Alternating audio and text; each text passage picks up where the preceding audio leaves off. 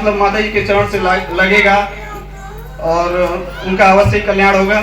और एक हाल ही की घटना आपको बता दें, आज लगभग 1 महीने से मेरे माता जी का तबीयत डिस्टर्ब है। उनको सिर्फ चिलिक पड़ा हुआ था और यहाँ पे दरबार में ही रखे हैं उनको, और दरबार में रखे हैं, लेकिन दवा वगैरह मतलब हम बहुत कराएं।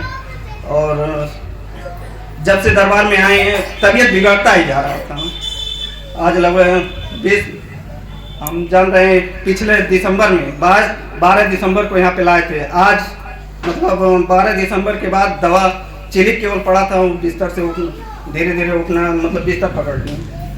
और यहाँ दरबार से मतलब माता गुरु के द्वारा कभी मतलब हम ये नहीं कहे कि माता जी तबीयत ज़्यादा खराब हो रहा है, ऐसे हो रहा है, ये चीज़ हम नहीं कहे। और इतना खराब हो गया कि शायद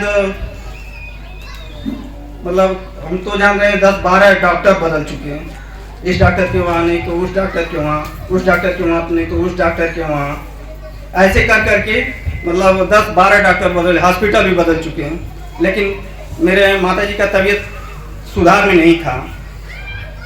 और सुधार न होने के कारण हम मतलब हमारे मन में ज़रा सा भी बिचलाहट नहीं हुआ। लेकिन हमारे घर परिवार के जो नात रिश्तेदार थे वो खुद मतलब ये कहने लगे कि अरे दरबार में बैठा, कहीं जाके देखा सुना ले, कहीं सोखा हो जाके पास जाकर स्वयं हमारे घर के मामा थे, वो खुद कहें कि आप दरबार में हैं, जाके कहीं दिखा लीजिए। तो हमारे मन में ज़रा सा भी ये भटकाहट नहीं आया कि मतलब हम कहीं जाकर के अन्य जगह दिखा लें।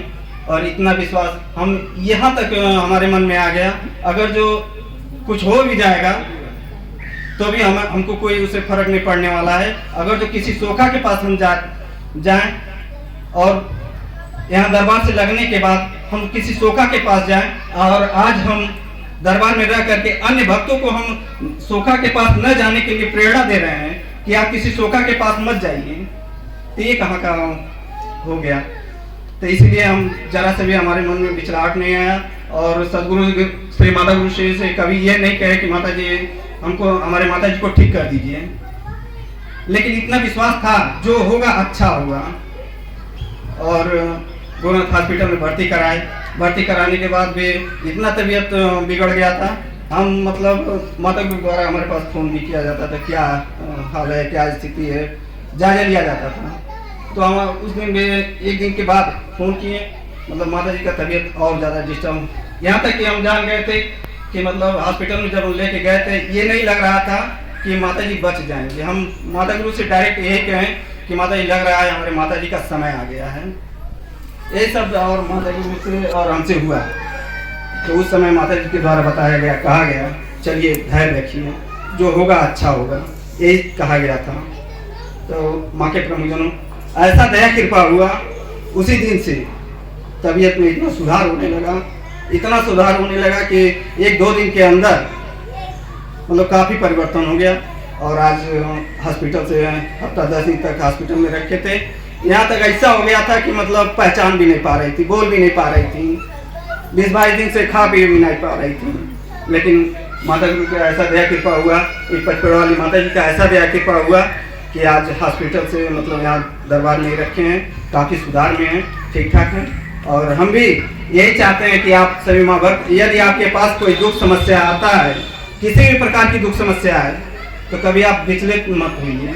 और अपने समस्या को लेकर के तीसरा के कहने पे क्यों न, चूँकि कोई भी समस्या पड़ता है दूसरा कोई नहीं भटकाता है। आप ही के जो नात रिश्तेदार होते हैं, जो अगल बगल के लोग होते हैं, कहते हैं कि आप जाकर के किसी सोखा के पास दिखा लीजिए, वह अन्य जगह कहीं दिखा लीजिए। तो इस समय मतलब उस समय भटके नहीं आप सभी माँ भाई। इस पचपेड़ वाली माता जी के दरबार में आप यहाँ से जो अच्छा तो उसके प्रसाद दिए जाते हैं, इसी से आप सभी माँ भक्तों के कल्याण होते हैं। तो यहाँ पे आप माँ भक्त किसी सोखा हो जाके चक्कर में न पड़ करके, अपने धन माया को न गंवा करके आप पचपेड़ वाले माता के दरबार से नाता लगाएं और यहाँ से अवश्य कल्याण होंगे। जय माता दी।